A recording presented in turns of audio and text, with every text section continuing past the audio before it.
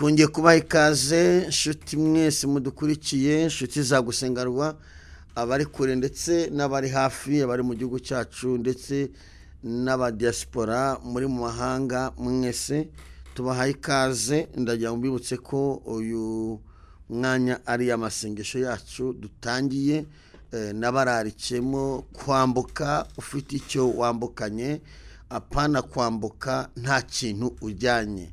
Rero ndakuraritse urarike mugenzi wawe tubane muri iki cyumweru ndetse na kiriya kiza, kandi tuzagira ibihe byiza. Imana izabana natwe. Kwambuka ufite icyo wambukanye, ntabwo ugomba kwambuka ngo wambukane ibibazo, ibintu bimeze nk'imisozi wari ufite watunze muri uyu mwaka. Mbabwire ko urangaye gatoya washiduka satani ikuboheye urubeho, ndarwita uruboho. Urangaye gato satani washiduka ikuboheye uruboho, ukarwambukana rw'ibibazo wabanye nabyo 2024. Ariko nubwira Imana ngo mpindurira, Imana ifite ubushobozi bwo kuguhindurira ukambuka ufite icyo wambukanye. Rero ndakuraritse urarike n'inshuti yawe ize tubane muri aya masengesho, wowe dukurikira kuri channel yacu gusengerwa, ndetse n'abadukurikira tubora amateraniro hano kuri share kuri ADPR. Mwese mbone no kubarareka ko umunsi w'ejo tumeze neza cyane, turi kumwe n'abakozi Imana batandukanye. Ni hano Sonatibe kuri share, muze tubane nta kibazo. Kwambuka ufite icyo wambukanye. Umuntu wese yifuza kubaho afite intego, ariko mu buzima turwana n'isi ndetse na satani ndetse n'abantu. Imbaraga zitagaragara nizo zitugora kurusha abagaragara, cyane ko uburyo umuntu yakwanga cyangwa yifuza kugira nabi akoresha imbaraga zitagaragara. Turashimira Imana ko Imana igidukiza ibigaragara n'ibitagaragara. Hari ibintu byabaye mu buzima bwawe biba nka karande, ariko ugomba kwambuka utabyambukanye. Ugomba kwambukana inzozi shasha mu izina rya Yesu. Ugomba kwambuka ufite icyo wambukanye. Nguhaye ikaze mushiki wanjye, mama, mubyeyi, papa nkurikiye, abari kure ndetse n'abari hafi. Imana iguhe kwambuka ufite icyo wambukanye mu izina rya Yesu. Kandi ndahamya neza ko Imana izakugeza muri uriya mwaka, kuko cyane narabwiye ko gahunda ya mbere ari ugusengera ubugingo, kugira ngo Imana ikurindire ubugingo ubashe kugira muri uriya mwaka amahoro. Nuko Uwiteka gukura ku rutonde rw'abo satani ashaka kwiba cyangwa se nabo ijuru rishaka guhamagara, kuko ntago abantu bose bapfa baciye ahantu hamwe, hari nabo satani yiba. Rero Uwiteka gushoboze kwambuka ugire 2025 uri muzima mu izina rya Yesu. Turi kumwe na Dieudonne kwanga byuma, kandi bari kubikora neza, kandi nzi neza ko bizakomeza kugenda neza. Amazina yanjye ni Harerimana Werarisi. Reka dusenge Imana, hanyuma dutangiye tugana ijambo ry'Imana, kandi ndazi ko Imana irabana natwe biragenda neza. Ndagushimiye wowe ubona iyi channel ari ubwa mbere ugakora subscribe ndetse ugakora no comment. Ndagushimiye. Imana igumugisha, ndetse inkunga zawe z'amasengesho n'ibitekerezo Imana igumugisha. Mana mu izina rya Yesu Kristo, uri Imana y'ububasha, uri Imana ikomeye, uri Imana ifite imbaraga, uri Imana ifite ubutware, uri Imana ishobora byose, uri Imana yitwa Rubasha. Ndasengeye umuntu wese udukurikiye, abari kure ndetse n'abari hafi. Ufashe ababyeyi, ufashe abagabo, ufashe abakobwa, ufashe abasore, ufashe buri muntu wese ugiye kubana natwe. Twirukanye imbaraga mbi zose, imyuka mibi yose, ibyatubuza amahoro, ibyamuca intege. Izo mbaraga turazirukanye. Reka umwuka wera aganze muri byose kandi ategeke.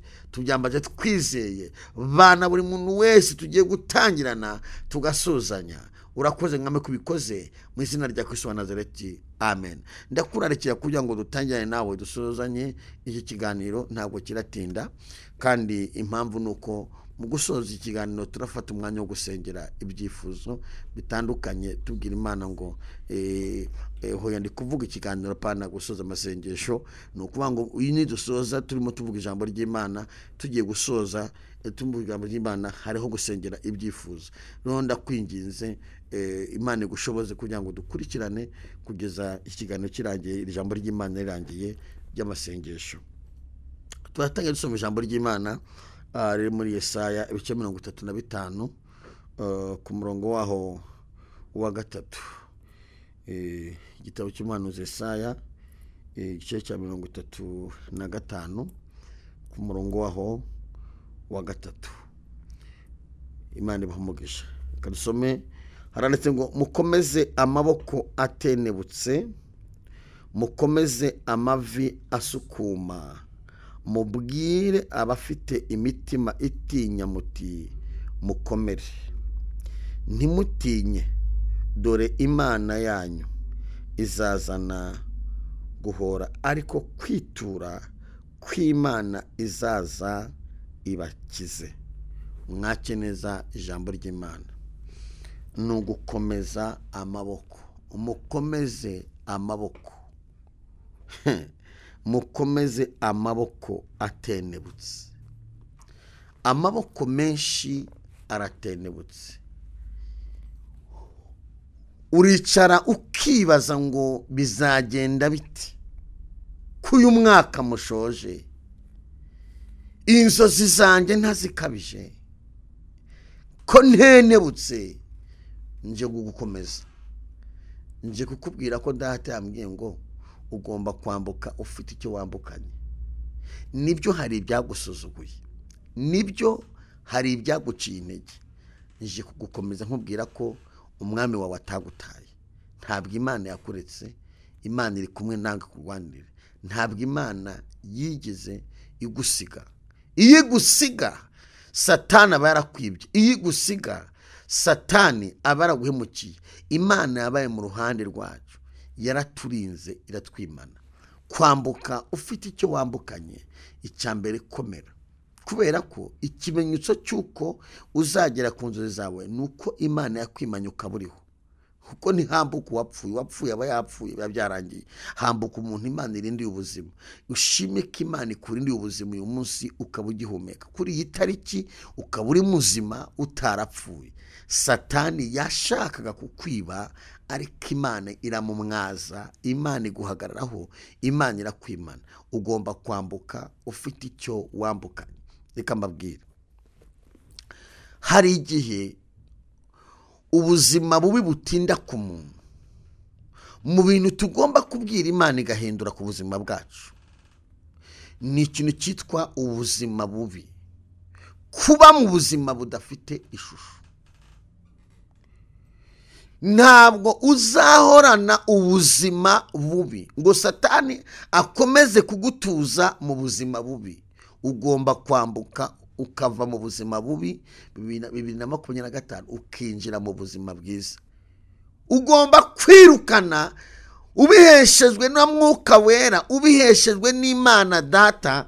Ugomba kwirukana ubuzima bubi ukambukana ubuzima bwiza. Hari igihe Satani afata umuntu akamutuza mu buzima bubi, agafata igishuka cye akamworosa, akavuga ati sinzira, urya uryama wisegura amaganya, nubyuka uyabyukane, nurya uyaryane. Igihe cyose Satani akakubwira ko utazasohoka mu buzima bubi.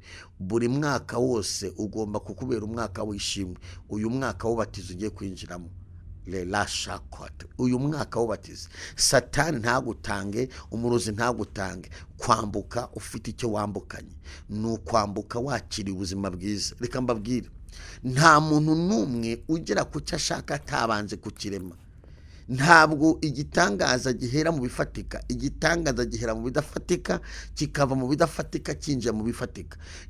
Hari abantu benshi bashaka kwakira ibifatika batarigeze bakira ibidafatika. Ibidafatika ni imitekerereze yawe mizima, ni inzozi zawe ufite uyu munsi. Ni ukuvuga ngo igitangaza, nimba udashobora gufata umwanya ngo wakire ubuhanuzi, ngo wakire icyo Imana igambira ku buzima bwawe, n'igifatika ntacyo uzabona. Satani azakomeza gutuza muri ubwo butayu.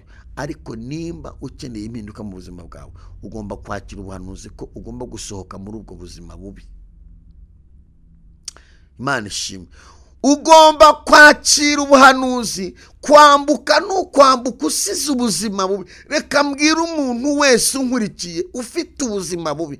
Ubuzima bubi buturuka ahantu ho mu byiciro. Nakoze ubushakashatsi nsanga ni mu byiciro byinshi, bigeze nko mu byiciro 5, ariko ntabwo byose ndabivugaho. Iyo tuvuze ubuzima bubi, hari ubuzima bubi umuntu yizanira yabigizemo uruhare. Umuntu utumva, umuntu udahugurwa, umuntu utumva inama, kenshi hari igihe abigiramo uruhare yizanira ubuzima bubi. Umuntu uhubuka hari igihe yizanira ubuzima bubi kubera ko ijambo rigucitse ntushobora gufata ikintu ngo rigarure, ntibikunda, ntirigaruka. Irigucitse rikagenda, ibyo wiyaturiyeho bigucitse, burya Satani arabikomeza kuko ntabwo wabifata ngo wongere ubisubize mu mutima bikunde. Niyo mpamvu ubuzima bubi buhera mu mitekerereze. Ibyo wiyaturiyeho nibyo bikubaho. Guhera muri kano kanya ndagira ngo wihanurire unkurikiye, umubyeyi unkurikiye, umugabo unkurikiye, umusore unkurikiye. Imana ishoboze ubyumve neza. Iyo tuvuze ubuzima bubi, icyambere nitwe tubigiramo uruhare kugira ngo ube mu buzima bubi bitewe n'ibyo wiyaturiyeho bibi. Nitwebwe tubigiramo uruhare, ugasanga umuntu yiyaturiyeho ibibi. Satani agashingira muri bya bindi wiyaturiyeho. Ndetse niba umwaka uri kurangira, Satani akakwatiyaturiyeho ko n'uriya mwaka ukurangije ariko n'uriya bizagenda. Deja urikagiye, uriroze, urihambiriye, ufunze inzira zose. Ibyo wiyaturiyeho ubuzima bubi. Abantu benshi bakunda kuba ngo ubuzima bubi, ngo Imana ikurinde ubuzima bubi, ariko ubuzima bubi buturuka he, buva hehe, buzanwa nande? Ubuzima bubi icyambere nubwo umuntu yizanira ubwe ku giti cye, ari ibyo yiyaturiyeho. Nge nabyise ngo hari ukwatura kwiza no kwatura kubi. Ibyo wiyaturiyeho bishaka kutuma winjira mu buzima bubi. Ariko iki Kinyarwanda Imana ifasha abantu bacyumva. Ibyo wiyaturiyeho cyangwa irigucitse. Irigucitse ribi ryakujyana muri gereza, irigucitse ribi ryagukoza isoni, irigucitse ribi ntiwarigarura. Rishobora kukwinjiza mu buzima bubi bitewe n'irigucitse. Iri ijambo rigucitse ribi ryagutuza mu buzima bubi. Mukobwa, musore, mubyeyi, wirinde muri uku kwezi ntihagire irigucika ribi. Ngo kwinwere umunsi mukuru nguzama kabizo ngo nguzanyeme tuzasohokana. Iryo rigucitse ukaryemera umuhungu rizaguhagama.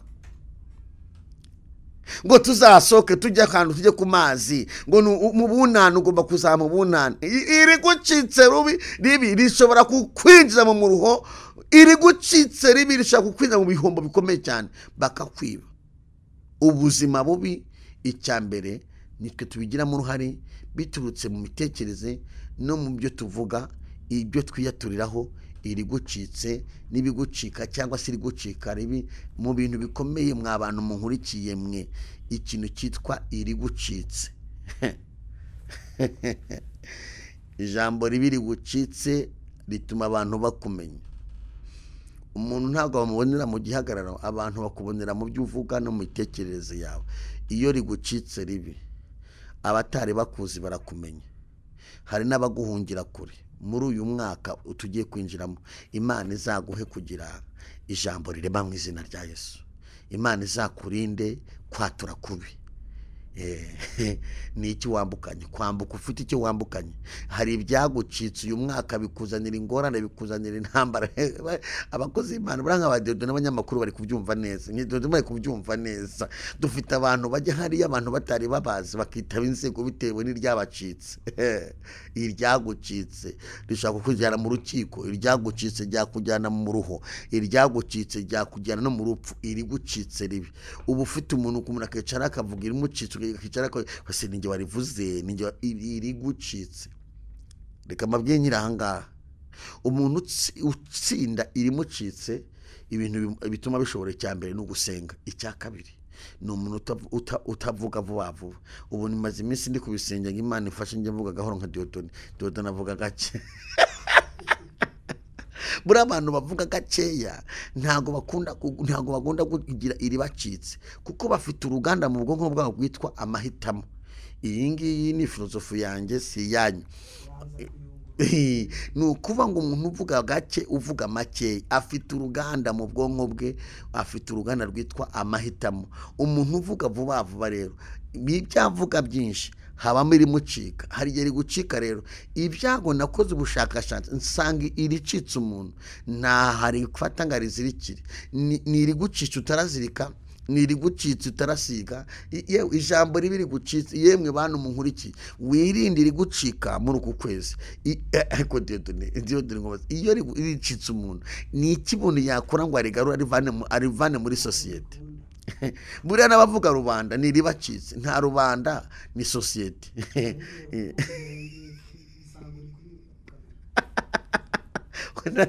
Usanze uri kuri kamera, turi ijambo kwambuka ufite icyo wambukanye. Hari iryagucitse muri uyu mwaka riguteza ibibazo, riguteza isi, riguteza ibikomere. Imana igufashe ntihagire igucika. Icyo ni cyambere. Ibi bintu birakomeye abantu babashe kubyumva. Hari igihe abantu dusenga, abantu twaza n'ubutumwa, abantu baha agaciro, kandi nabwo ngo kumva biguhesha kumenya. Imana ikurinde iri gucika ribi cyangwa se kwatura kubi. Ibyo ngibyo ni bimwe mu bituma umuntu yambuka nabi cyangwa se agahera mu buzima bubi abigizemo uruhare. Amen. Imana igufashe, ikuyobore inshuti yanjye, iguhe kugira kwatura kwiza.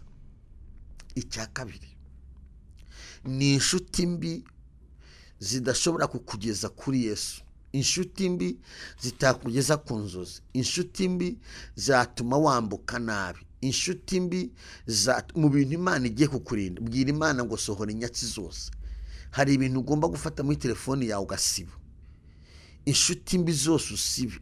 Abantu bakudindije mu buzima bw'umwuka no mu buzima bw'iterambere, byose ukure muri telefoni. Abantu bagushukashuka. Inshuti mbi ni bimwe mu bintu bishobora gutuma wambuka nabi uriya mwaka.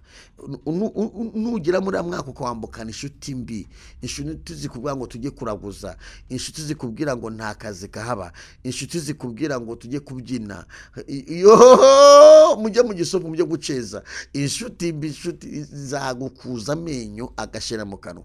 Imana ikurinde inshuti mbi. Inshuti mbi ni mbi cyane. Mu bintu bibaho rero, mu bintu bibaho ugomba kwirinda, ugomba gusaba Imana ngo ndashaka inshuti nziza ziba kuri Yesu. Mu buzima bwa buri munsi tubamo habamo ibyiciro bibiri. Icyiciro cy'abana beza bahamagawe, bafite umutima mwiza, bafite amahitamo meza, n'ikindi cyiciro cyahisemo nabi, gitunzwe n'iribacitse, bazahura n'ibikomere. Bimwe bikaturuka ku Mana, ibindi bigaturuka ku buyobozi, ibindi bigaturuka ku bantu babatahuye. Imana ikurinde inshuti mbi. Inshuti mbi zikwegereza urupfu, zikakwegereza ibikomere, zikakwegereza umuruho, zikakwegereza amazina mabi. Inshuti nziza zikwegereza Imana, zikakwegereza abakozi Imana, zikakwegereza ibisubizo, zikakwegereza umunezero, zikakwegereza ibyishimo. Urambukana iki? Ni ibiki utunze aho ngaho muri yoge tubamo? Ni ibiki utunze aho ngaho aho hanze? Umugabo Imana yamucinzira imujyana hanze. Ageze hanze, Satani amuzana inshuti mbi, zimuzana inzoga zose z'amoko atabonaga mu Rwanda. Baramuga ati dore inzoga, dore wari warahombye, dore agira ngo uko yarira niko agaruka. Inshuti mbi, kandi inshuti mbi ziragatsindwa n'Imana. Yobu yari azifite, zamaze kubona ibyayo bimushizeho zicaho. Inshuti mbi zigusiga mu bibazo, ntizibana mu bibazo. Inshuti nziza zibana mu bibazo zikaguhumuriza, kuko ziba zifite amakuru ko ibyo uri mu uyu munsi Imana izabigukuramo. Kwambuka ufite icyo wambukanye. Urambukana inshuti mbi zizakumara 2025. Inshuti zikwigisha kwiba zizakumarira iki? Inshuti zituka Imana zizakumarira iki? Inshuti zikujyana mu bigare zizakumarira iki? Inshuti zipinga iby'Imana zizakumarira iki? Inshuti zitemera gukora zizakumarira iki? Jugunya ibyo bintu byose wegezeyo. Ugomba kwambuka ufite icyo wambukanye kizima. Akiri ubuhanuzi inshuti yanjye. Uriya mwaka ugomba kuba umwaka mwiza mu buzima bwawe. Icya gatatu, gishobora kwangiza ubuzima bwawe, kukwangiza ugasanga urangiritse, mbese ukaba mu ubuzima wabaye igisuzuguriro. Ikintu cyitwa igisuzuguriro ntikive ku buzima bwasanga gihora ku buzima bwawe, ikintu bita igisuzuguriro. Icya gatatu gishobora gutuma igisuzuguriro kikubaho, icya mbere wacyumvishije n'icya kabiri. Icya gatatu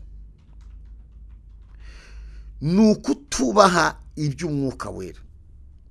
Buriya hari abantu ba mu buzima ntibawaha ibintu by'Imana, umwuka wera ntibawemere. Igihe cyose tutazemera umwuka wera uzahura n'ingorane zikomeye cyane, kuko umwuka wera aragucyaha, umwuka wera avugana nawe, umwuka n'ubasha kuganiriza umuntu mu mitekerereze ye, akakuganiriza abantu badahari, abashumba badahari, abapasiteri badahari. Umwuka wera abasha kugira umuntu inama wenyine, akakongora kugira ngo wikore ibi. Igihe urwanya umwuka wera utawemera, uzasigara wenyine, bizamera, bizakubera nabi, bizakubera nka Samusoni. Umwuka wera iyo ari muri wowe akurinda kuba mu buzima bubi, agutuza mu kindi kirere. Umwuka wera yagutuza ahantu. Umwuka wera iyo mufite mu bintu abantu bapinga kandi bitagaragara. Buri impamvu abantu batemera umwuka wera ni uko utagaragara. Ntibawushyira ku isahani ngo bawubone, ntibawutereka kuri moto, ntiwawushyira muri kwasiteri ngo ujyemo, nta hantu wawutereka, ntiwawushyira muri salo ngo wawubone. Umwuka wera aba muri wowe. Iyo upinga umwuka wera uba mu buzima budafite ishusho, kuko umwuka wera ni umujyanama, umwuka wera ni umuhwituzi, umwuka wera aragutakira, umwuka wera araguhumbira, umwuka wera aguhuza n'inshuti, umwuka wera arakuvuganira, umwuka wera akurinda ibikomeye, umwuka wera akurinda gukenyuka, umwuka wera akurinda amahembe, akurinda amarozi. Bya bindi byose bigushinyikiye byose bikomwa mu nkokora n'umwuka wera n'ubinatarariza. Ntabwo ari siko wanyu ubinatarariza, si amashuri, si ubuhanga. Umwuka wera n'ubihagarika wisinziriye. Era la kosika. Umwuka wera mu byango bikomeye bishobora gutuma utura mu buzima bubi ntubuvemo, ni ubuzima wabayemo bwo gupinga umwuka wera. Igihe cyose uzapinga umwuka wera, ntuzigera uva ku gatebe Satani yakwicazeho kitwa igisuzuguriro, kuko igisuzuguriro cya mbere ufite ni ukubaho utemera umwuka wera. Nicyo gisuzuguriro, kuko umwuka wera atuye mu bwenge bw'umuntu. Umwuka wera ntate mu biganza, umwuka wera aragenda agatura mu bwenge bw'umuntu, aturanye n'ubwonko bw'umuntu. Niyo mpamvu umuntu ufite umwuka wera yumva ijwi, yumva ari muganiriza. Umwuka wera agenda akivanga mu bwenge bw'umuntu. Umuntu ufite umwuka wera ntiyemera amafuti, ntiyemera kwiba, ntiyemera gusambana, ntiyemera kujya mu bapfumu. Umuntu udafite umwuka wera ari kujya kubaza, ari kujya kuraguza ngo amenye ko bamubwire ukuntu bizagenda. Ariko umuntu ufite umwuka wera arimo arabaza ngo umwuka wera, nkeneye kumenya amakuru. Kwambuka, ufite icyo wambukanye. Ese urambukana ibyo ngibyo? Urambukana kujya kuraguza cyangwa urambukana umwuka wera? Ukwiye kwambukana umwuka wera mu buzima bwawe. Rero ikintu kikwishe gikomeye cyane ukimenye. Iki cya gatatu kirakomeye, kubaho utemera umwuka wera.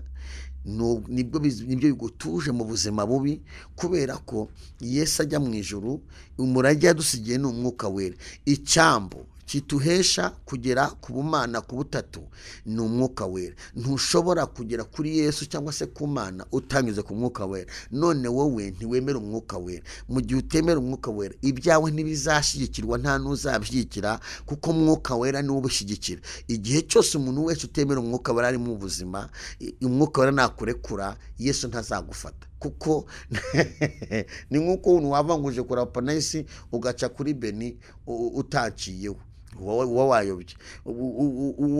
Ugomba kugira ahantu uca. Nimba uje kundeba, uraca kuri Beni, uze kuri njyewe, uzajye no ku wundi. Abantu bashaka kwiruka ngo kitajya ku Mana akabishikuzayo, kandi habanza umwuka wera. Yemwe Mana munkurikiye, Yesu umwuka wera uracyawemera? Yesu ajya kumujya mu ijuru yaravuze ngo simbasize mwenyine, simbasize nk'ipfubyi, mbasigiye umufasha w'umwuka wera. igihe cyose itorero rikiri mu isi riyobowe n'umwuka wera. Igihe cyose wanze umwuka wera uba wizaniye ubukene. Igihe cyose wanze umwuka wera uba wizaniye ibibazo. Ubu bwiye Satani ngo ngwino uture muri njyewe. Igihe cyose wanze umwuka wera ubu bwiye Satani ngo ngwino unyobore, kuko abayoborwa n'umwuka nibo bana b'Imana. Biri mu ijambo ry'Imana. Uyoborwa nande? Muri uku kwezi turimo kw'amasengesho, saba umwuka wera aze mu mitekerereze yawe. Saba umwuka wera. Hari ibintu biranga umuntu ufite umwuka wera. Ibintu biranga umuntu ufite umwuka wera. Kandi umwuka wera abantu benshi ariko murakira umwuka wera. Umwuka wera utenda akora. Yesu yarawukoresheje, intumwa zarawukoresheje, Petero na Hana barawukoresheje. Umwuka wera. Hari ibintu biranga umuntu ufite umwuka wera. Icyambere, umuntu ufite umwuka wera ahorana icyizere kitavuye ku bantu, kivuye ku Mana. Rimwe na rimwe ushaka kumubaza ibyiringiro bye, ushaka kugera mu rugo ugasanga no muri saro nta kintu kirimo, nta n'umuceri n'akanwa karimo, ariko kubera amakuru aryamanye, kubera umwuka wari muri we, akakubwira ngo nubwo uyu munsi utari kubona bimeze neza, mu kandi kanya biramera neza. Kandi kuko mu kandi kanya akagutungura kamere, kuko abafite ibyiringiro atavana kuri ba tante na ba onkere na bene wabo, abafite ibyiringiro avana ku mwuka wera, abari kumva amajwi. La lita kosika. N'uyu mwanya ndayumvishije, n'ubu mwanya numvishije amakuru. Umwuka wera ariko nafashe kabara. Umwuka wera umwuka wera. Umuntu ufite umwuka wera ushaka kumubaza amaze imyaka 5 arabuze urubyaro, akavuga ngo ariko ko yagiye kwivuza kwa muganga bukarubora, ubwo mbese warakira ubugomba. Umwuka wera akavuga ati nzaguha konsa abana babaziga no mu mahanga, nzaguha abana abantu. Uyu munsi hari umuntu umaze nk'imyaka 8 atabyara, ariko afite amakuru ko azabyara abana 4 cyangwa 5, afite umwuka wera. Iyo mpamvu n'umuhozo uzamubona cye, ntabwo uzamubona arwaye ibiheri cyangwa se iminwa yayitambitse. Kubera iki? Afite amakuru y'ijuru. Ntabwo uzamubona yikoreye intebe ku muhanda nk'umusazi. Umuntu afite umwuka wera arasara kubera agahinda n'imitekerereze. Ariko umuntu ufite umwuka wera, umwuka wera atsikamira ibitero abademoni badutera. Umwuka wera ashinzwe kugenda atsikamira. Umwuka wera ndamwita ngo ikize, kuko umwuka wera ni nka general abari hafi y'umuntu w'Imana, agenda kumira imbaraga zikurwanya. Imbaraga zirakwataka agahita kubita hasi.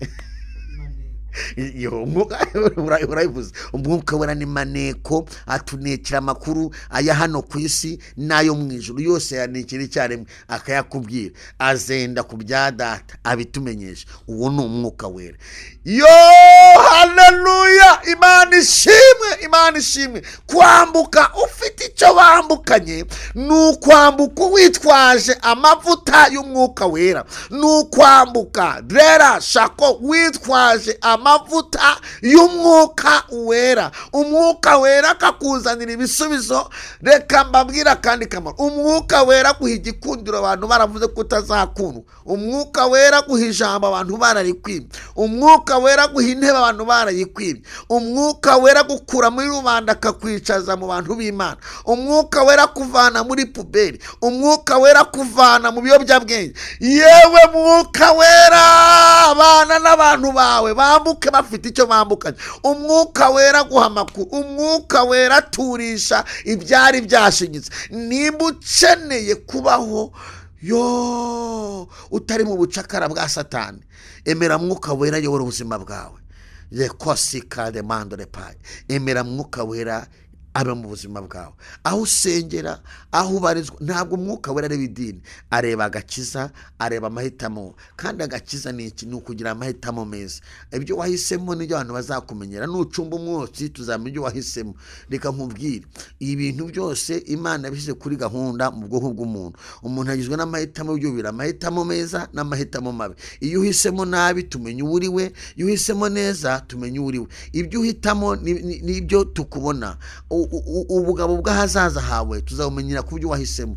Umwuka wera rero nuhitamo ibyiza, umwuka wera kandi akabishyigikira, isi yose izavuga ati turashaka kumenya kwa runaka.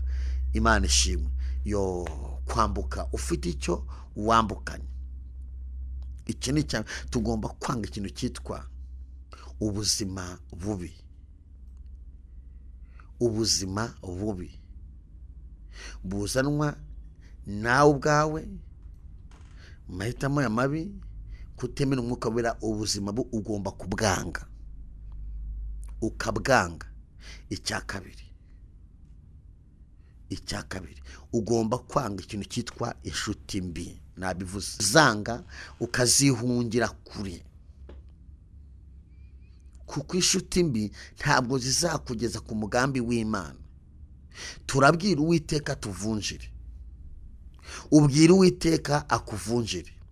Nimba wari ufite inshuti mbi mu buzima bwawe, ubwira Uwiteka kuvunjire, akuremere inshuti nziza. Ugomba gushakisha uburyo inshuti mbi Imana zikurinda. Nizo ufite zigahindurwa n'amavuta ufite, zigahindurwa n'icyo ubaye cyo, zigahindurwa na Yesu Kristo uri muri wowe.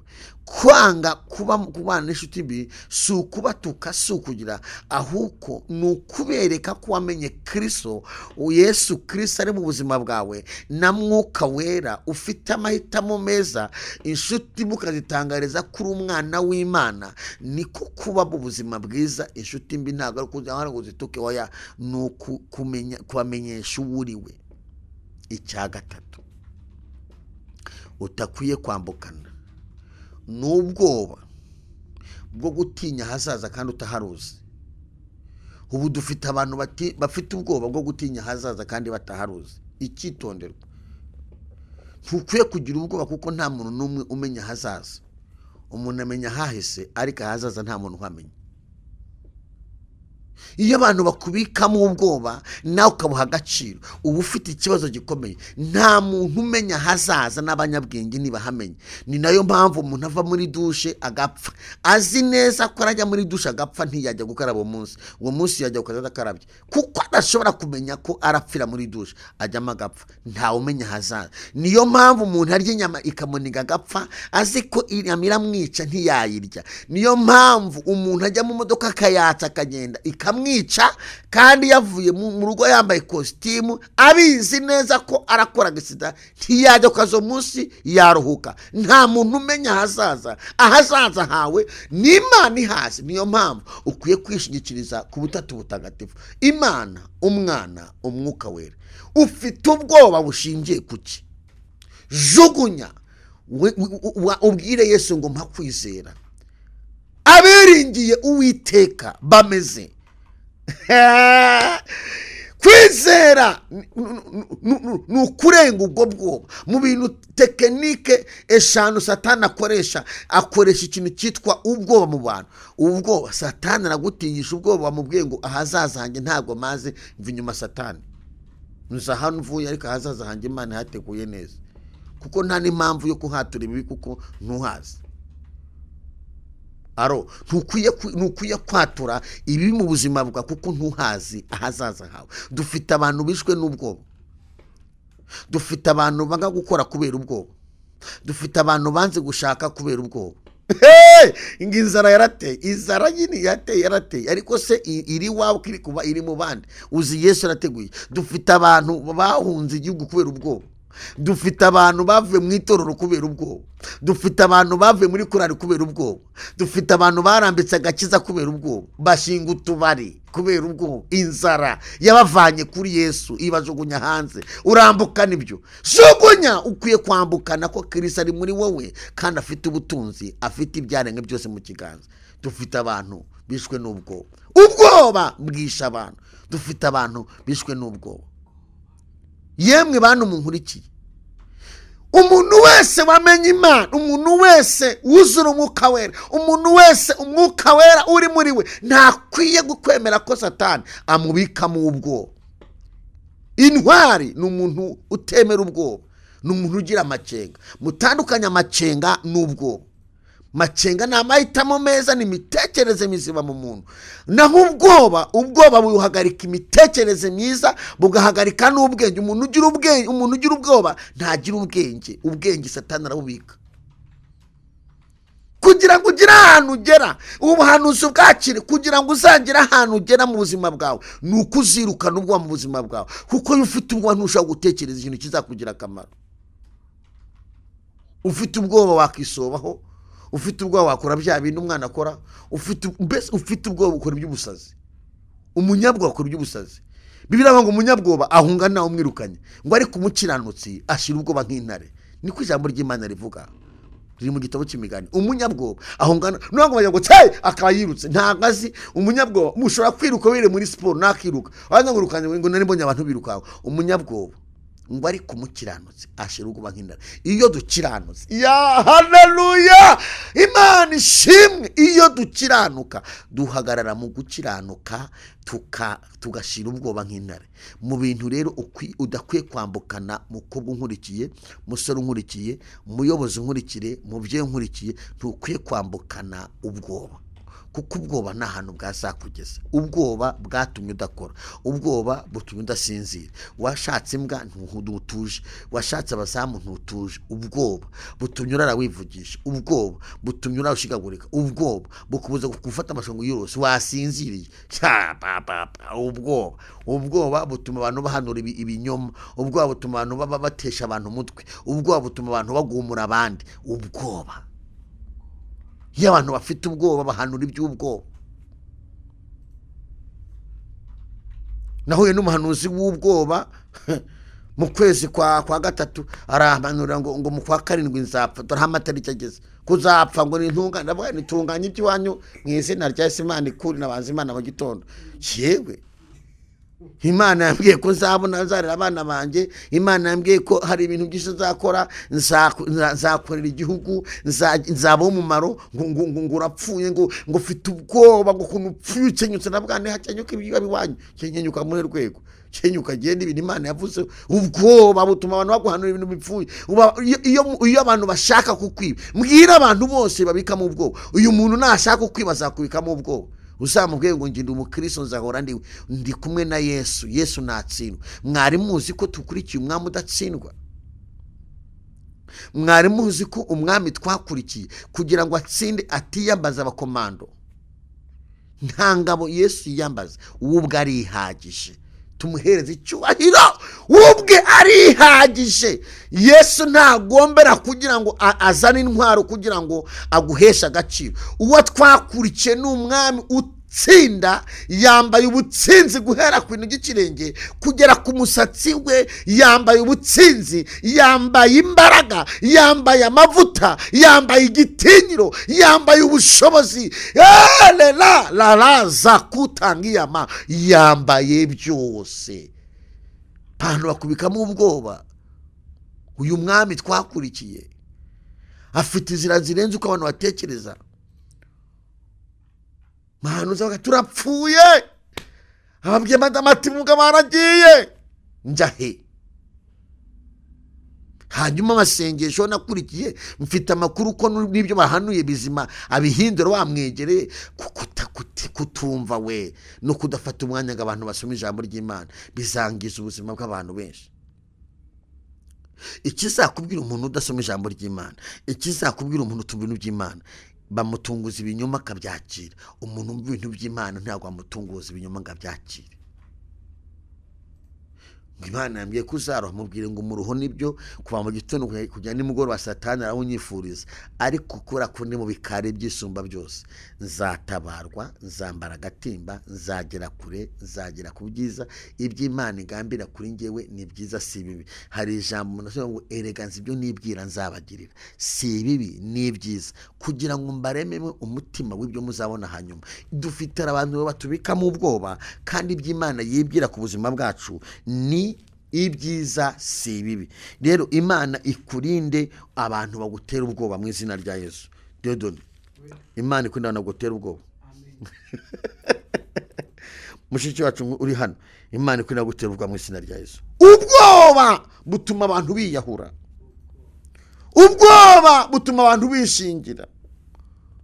Ugira 36 kangene nimugoroba nsazi iwacu, ubwoba ukaborasa agatimba. Ubwoba butuma umuntu akora amarorerwa.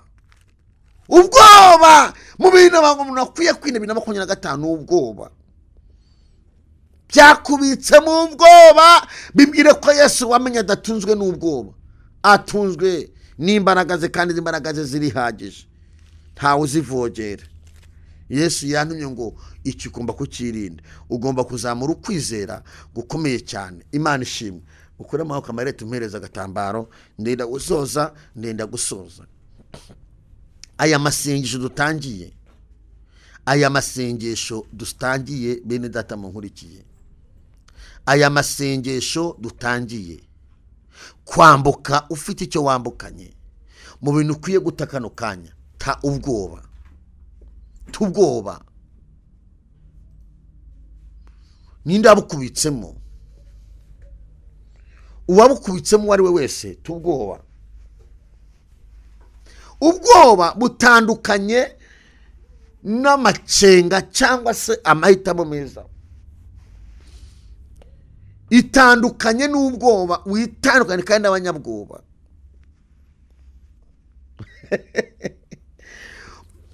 Muntu yigeze ndamubwira ngo tuve muri uyu mujyi tugende mu cyaro, ndamubwira ko se mu cyaro hose Satani yahagusanga, nta kuntu wakora ugasenga Imana, Imana ikazabana nawe, ngo birakomeye.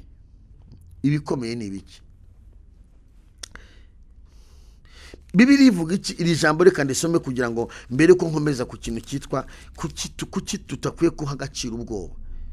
Yeremiya ibice 29 ku murongo waho wa 11 hari ijambo rivuga ngo erega nzibyo nibwira nzabagirira na amahoro si bibi, kugira ngo mbarememo umutima w'ibyo muzabona hanyuma, niko Uwiteka avuga. Imana ishimwe. 12 kandi muzanyambaza, muzagenda munsenga, nanjye nzabumvira. 13 muzashaka mumbone, nimunshakana umutima wanyu wose.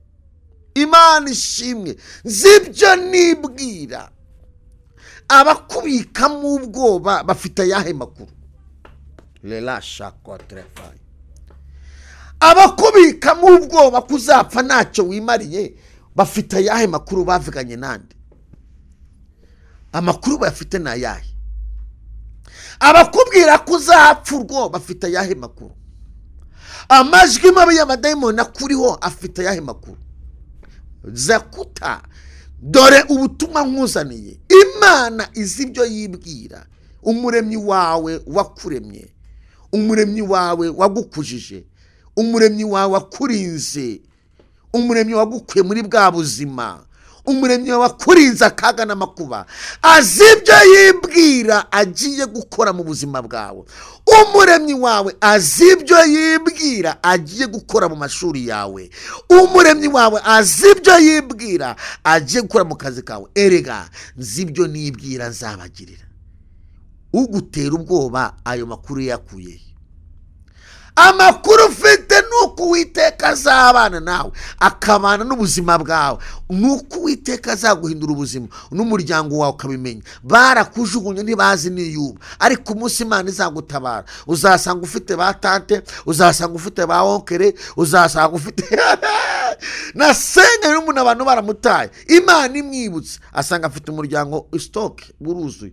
Iyo utaragaragara abantu baraguta, ariko iyo wagaragaye Imana yavuze ngo ndaje nkwereke ko ndi Imana, abantu barakumenya. Ndabwira umuntu wese wihebye, Imana ifite stock, Imana ifite ibyo yibwira 2025 izakora abantu bayo.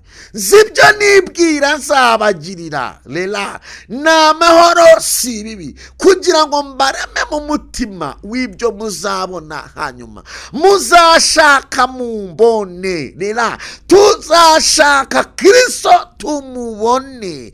Gushaka Imana suguhahira mu cyatobotse. Gushaka Imana nuguhahira mu kigega cyuzuye cya Kristo, nuguhahira hatajya hasitoboka. Gushaka Imana n'ubutunzi kuko aho nakantu kangana uruzara ntibuvaho nakantu kangana uruzara. Abahahira mu cyatobotse nabajya gushaka za nyabingi, bahahira mu cyatobotse. Ariko washatse Imana muzashaka mumbone. Washatse nde mbere yuko ugira ubwoba? Washatse Yesu uramubura. Washatse Yesu ntiyaguhumuriza. Washatse Yesu ntiyagukanga ibigukanga. Washatse Yesu ntiyagukuza. Muzashaka mumbone, nimunshakana umutima wanyu wose. hari umuntu Imana irukije amarozi bari baramuroze. Imubi n'Imana izikora ijya ikora mu muntu igirutsa n'umuntu amarozi bamuroze. Mu byo utaguye kwambukana ntukwiye kwambukana ari amarozi. Ndagira ngo dusenge kuko mbikomeze ntabwo nazi kubishoza. Kwambuka ufite icyo wambukanye. Umuntu ntabwo uterwa muri uku kwezi umubwire ngo Imana akurikiye izi ibyo yibwira ku buzima bwanjye, kuko mu kukura kwanye nkangana gutya tubabigizemo uruhare, n'Imana yabigizemo uruhare. Uzamubwire ngo nta ruhare wabigizemo, ni Imana yabigizemo uruhare. Izi ibyo yibwira mu buzima bwanjye. Yanuye umubwire ngo kwambuka wambukanye Kristo, kwambuka wambukanye kwizera, kwambuka wambukanye ubuzima, kwambuka wambukanye amahitamo mazima, kwambuka. Haleluya, haleluya. Lela aya masengesho turimo ndagira ngo ube maso uyakurikirane. Aka kanya tugiye gusenga Imana. Ndashaka gusengera umuntu wese ugiye kubwira Imana ngo mvunjira dokita elefo, ugiye kubwira Imana ngo mwami, menye neza ko kugushaka utashobora kunkuzaho, menye neza ko kugushaka udashobora kwanga kunyumva, menye neza ko kugushaka ngomba kukubona. Mvunjira, nkuraho uyu muruho bari baranshizeho, nkuraho ubukene bari barashizeho, nkuraho izi nzingo bari barashizeho. Ntago mbyambukana muri uyu mwaka. Fata ibintu nka 5 cyangwa 20 Satani yera kuri mu amasengesho, ubihirike Yeriko, uyihirike uku kwezi, guhirike uhirike Zayiriko ku buzima bwawe, wambukana amashimwe afatika. Hari ibintu Imana ishaka gukora guhera mu kwezi kwa mbere, hari ibintu Imana ishaka gukora guhera mu kwezi kwa kabiri. Hari abantu ugomba guhita babona impinduka zikomeye, ariko ugomba kuba tayari, ugomba kutangira gucaginga aka kanya. Ntugomba kurota wageze mu mwaka, ugomba kurota utarawugeramo. Kwambuka ufite icyo wambukanye. Ambukana Kristo, ambukana amavuta, ambukana umwuka wera, ambukana amahitamo meza, ambukana kwizera, Lela shara, ambukana ubuzima bwiza, ambukana akazi, ambukana inzozi, ambukana urubyaro, ambukana mariage, ambukana gukora, ambukana kuzura umwuka wera, ambukana ijambo ry'ubuzima, ambukana amahitamo meza, ambukana kuba agaciro, ambukana gutera imbere, ambukana kumuhanuza, ambukana kuzura umwuka. Haleluya. Ambukana ibifatika, ibidafatika bigutinzeho igihe kirekire bikubuza amahoro, imbaraga z'ubugome, imbaraga z'imyuka mibi, ibitutsi bagututse, inyuro, ibihombo, inyatsi, indwara zo mu mara, indwara z'umugongo, indwara zo mu mavi, kurwara isereri, agahinda, kubengwa, kuzingwa, guhomba, guhora wisobanura atakuha agaciro. Ibyo jugunya muri uyu mwaka. Wambukana ibizima, kuko ibizima Yesu yabiteguye. Zibyo nibwira nzabagirira. Ni hariya hakurya muri uyu mwaka. Zibyo nibwira nzabagirira. Na amahoro si mibi. Ndagira ngo ngusengere nshuti yanjye, itegure dusengane nawe. Ndagira ngo witegure dusengane nawe mu buzima bwawe, itegure gusengera. Ndumva ngiye kugusengera. Ese uratibiki? Ni ibiki ugiye gute muri kano kanya? Yesu ni inshuti nziza sinzamureka, yangiriye neza sinzamureka. Yesu ni inshuti yanjye sinzamureka, yangiriye neza sinzamureka. Yesu ni inshuti yanjye sinzamureka, yangiriye neza sinzamureka. Yesu ni inshuti yanjye sinzamureka, yangiriye neza sinzamureka. Uwo mama aratabara sinzamureka, yangiriye neza sinzamureka. Yesu ni inshuti yanjye sinzamureka, yangiriye neza sinzamureka. Uwo mama akiza kanseri sinzamureka, yangiriye neza sinzamureka. Yesu ni inshuti yanjye sinzamureka, yangiriye neza sinzamureka. Akura muri puberi sinzamureka, yangiriye neza sinzamureka. Yesu ni inshuti yanjye sinzamureka, yangiriye neza sinzamureka. yaguye muri agisida sinzamureka, yangiriye neza sinzamureka, Yesu ni inshuti yanjye sinzamureka, yangiriye neza sinzamureka, yamaye umwuka wera sinzamureka, yangiriye neza sinzamureka, Yesu ni inshuti yanjye sinzamureka, yangiriye neza sinzamureka. Haleluya! Lela lekosika eremondrefai. Yesu ni inshuti yanjye, Yesu ni inshuti yawe, Yesu ni byose ku buzima bwawe, Yesu ashoboye byose, Yesu akora byose, Yesu avuga, Yesu arihagije.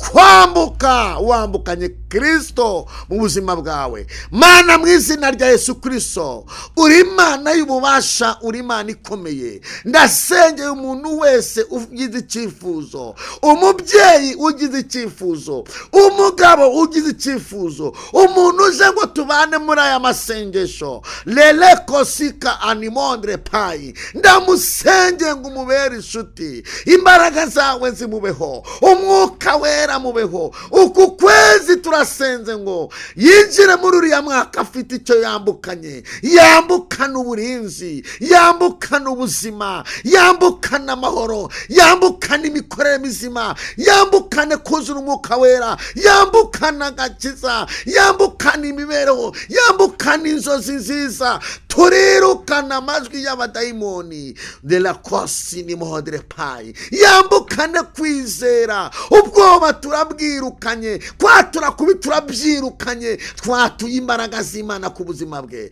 Yesu mwana w'Imana, lela ele kosi kama, yambukana impinduka. Ndamuvana ahantu bari baramuzirikiye, ndamuvana ahantu bari baramufungiraniye, ahantu bari barafungirana imitekerereze ye, yambukana abana be. Turirukana gupfusha bitunguranye, turirukana umuruho bari baramuzirikiyemo, turirukana uruzerero, turirukana amadeni atarangira, turirukana ubugwingiri, turirukana kudakura, turirukana uburagi.